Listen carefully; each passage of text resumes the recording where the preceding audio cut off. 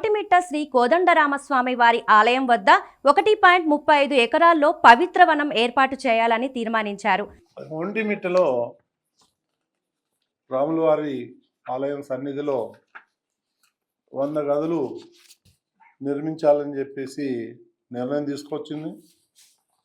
ఈ 100 గదులకు సుమారు 37 కోట్ల రూపాయలు వెచ్చించి అక్కడ వాటిని కూడా నిర్మించాలనేటువంటి ఆలోచన, దాన్ని కూడా ఈరోజు బోర్డు ఆమోదం తెలిపింది.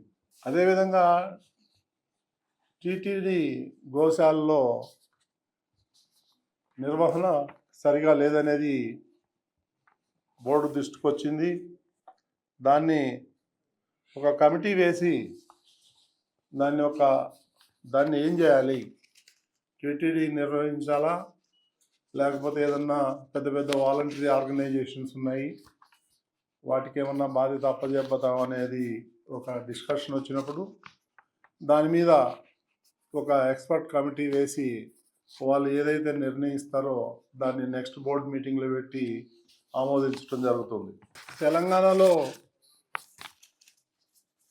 కరీంనగర్లో ఒక ఆలయం నిర్మించాలనేటువంటిది సుమారు 2 సంవత్సరాల నుంచి పెండింగ్ ఉంది. దాన్ని ఈరోజు బోర్డులో పెట్టి ఆమోదం చేయటం జరిగింది. దానికి గుడి కట్టడానికి 20 కోట్లు ఖర్చు అవుతుంది. మిగిలినటువంటి ఏదైతే ఆక్సిలరీస్ ఉన్నాయో వాటికి ఇంకొక 10 కోట్లు ఖర్చు అవుతుంది. మొత్తం 30 కోట్లు పెట్టి కట్టాలనేటువంటి నిర్ణయం తీసుకున్నాం.